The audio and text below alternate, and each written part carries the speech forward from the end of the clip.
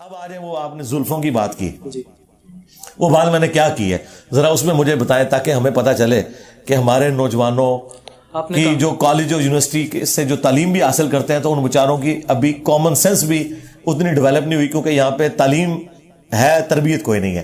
کیا میں نے بات کی تھی وہ ذرا بتائیں. آپ نے کہا تھا کہ میں نے گیٹ اپ اپنایا ہے یہ لوگوں کے لیے اپنایا تھا کہ لوگ دین کی طرف راغب ہوں اس طرف دیکھ کر. اور یہ جو آپ سے پوچھا گیا زلفیں آپ نے رکھی یہ دو سوالات ہو گئے. ہاں زلفوں کے بارے میں آپ نے بات کی تھی وہ دوسری بات میں آپ نے کہا جی زلفیں جو رکھی ہیں یہ بھی میں نے کوئی شوق سے نہیں رکھی ہے اس لیے رکھی ہیں کہ گیٹ اپ ہے اپنایا ہوا ہے. اور زلفیں رکھنا کون سی آسان ہے. زلفیں رکھنا ایسے ہے جیسے کتا پالنا. زلفیں رکھنا ایسے ہے جی جی کتا پالنا. جی جی دیکھا نا غلط بات کر دی. ٹھیک ہے سر میں اپنی غلطی تسلیم کرتا ہوں. اگر آپ نہیں آپ کے علاوہ جتنے علماء یا رک جائیں میں بات آ گئی نا بس میں جواب دوں گا آپ کا سوال. آپ سمیت سارے لوگ میرے مخالفین کے جملے سن کے میرے منہ میں ڈالتے ہیں ایک نقطے سے میرا مجرم بن جاتا ہے. میں تو کتا پالنے کو جائز نہیں سمجھتا. اور کتے تو تم لوگوں کہتے ہو ہم مدینے کے کتے ہیں. تمہارے بابے کہتے ہیں کہ جی میری کمر پہ نشان ہے وہ جو مسجد نبی کے باہر کتا پھر رہا تھا جو ٹاؤں ٹاؤں کر رہا تھا تو نے ڈنڈا مارا تھا وہ میں تھا. وہ کتے تو تمہارے بزرگ ہیں. میں تو کتے کو جائز نہیں سمجھتا پالنے کو سوائے جو قرآن نے اجازت دی ہے وہ بھی شکار کے لیے یا حفاظت کے لیے ریوڑوں کی حفاظت کے لیے. میں تو کتوں کو جائز نہیں سمجھتا. صحیح مسلم میں حدیث ہے نبی علیہ السلام کی چارپائی کے نیچے کتا آ گیا تھا.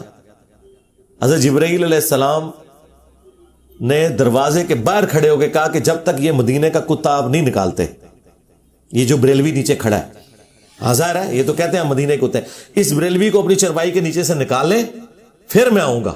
یہ مسلم شریف میں حدیث ہے.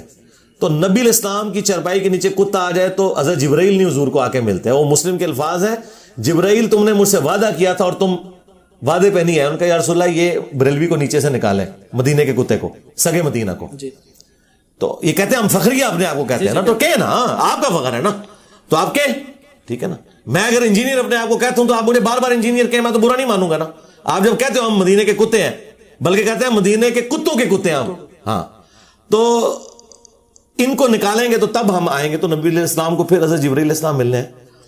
تو یہ کتا تو ان کا معاملہ ہے. میں نے زلفوں کے بارے میں کہا تھا کہ زلفیں رکھنا ایک پالتو جانور رکھنے کے مترادف ہے جس طرح آپ کو اس کی کیئر کرنی پڑتی ہے. ایک بھینس پالتے ہیں آپ یا آپ مرغی پالتے ہیں تو اس کی آپ کو کیئر کرنی پڑتی ہے.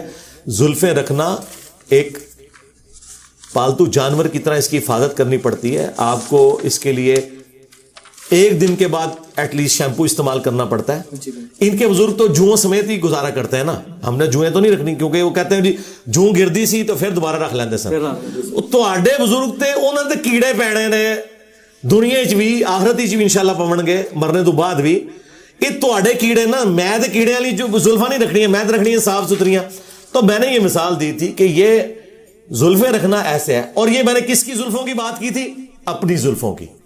میری زلفوں کے ساتھ اگر آپ کو اتنی عقیدت ہے کہ میں اس کی کسی جانور سے مثال دیتا ہوں تو آپ سمجھتے ہیں میری گستاخی ہو رہی ہے تو میں اپنی گستاخی خود کر رہا ہوں نا. اچھا اس میں نبی علیہ السلام کی زلفوں کا تو کوئی ذکر نہیں ہے. میں نے تو اپنی بات کی ہے. ٹھیک ہے اپنے لیے کوئی بندہ بات کرتا ہے اس سے اس کا کیا لینا دینا.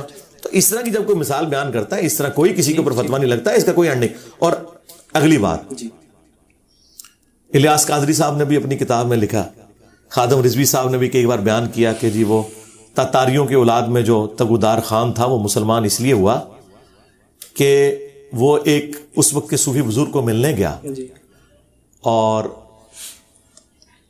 وہ بزرگ بلکہ بزرگوں کو اس نے اپنے دربار پہ بلایا تو انہوں نے بزرگوں سے پوچھا کہ تمہاری داڑھی کے بال جو ہیں یہ بہتر ہیں یا میرے کتے کی دم. ٹھیک ہے تو ان بزرگوں نے کہا کہ ان کے بزرگ کہ اگر میں اللہ تعالیٰ کا تابع فرمان ہو کر دنیا سے اپنا ایمان بچا کر چلا گیا تو پھر میری داڑھی کے بال تیرے کتے کی دم سے بہتر ہے. اور اگر میں اللہ کا نافرمان ہو کر مرا تو تیرے کتے کی دم میری داڑھی کے بالوں سے بہتر ہے. اور تمہارے بزرگ تو کتے کی دموں کو اپنی داڑھیوں سے بہتر کہتے تھے. جاؤ انہیں کہا دی خبر لو میں تہاڈی دائی ہاں. میرے تو تہاڈے ٹیڈ بھی نہیں چھپے نہ تہاڈے مرے ہوئے دے نہ زندے دے. اور یہ واقعات سنا کہتے ہیں سبحان اللہ بزرگوں نے کتنی معرفت کی گل کی تھی. اور تہاڈے بزرگ تے اپنی داڑھی نو کتے دی پوچھل کھاون تے وہ ولی اللہ تے میں تو اس بڑا ولی اللہ. میں نے تو پھر بھی ایک پیٹ کی بات کی تھی کیا بات سر، وضاحت ہوگی، وضاحت ہو گئی. اس کے بغیر تو منجی نہیں نا ٹھکنی بریلویوں کی.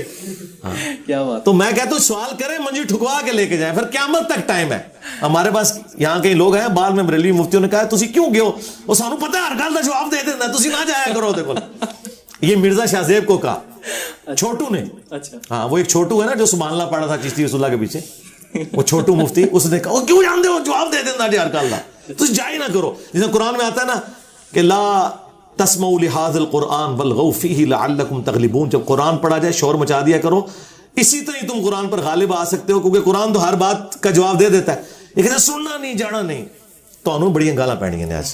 ہاں تو اسی بزرگاں دی داڑھی نو کتے دی پوچھل بنا کے جا رہے ہو تو.